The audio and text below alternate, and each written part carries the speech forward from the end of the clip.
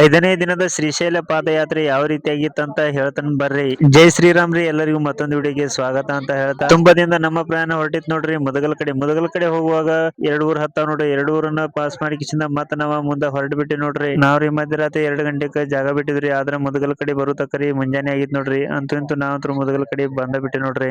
ಹೋಗಾತು ಕಡಿಮೆನ ಮದಿ ಆಗೈತಿ.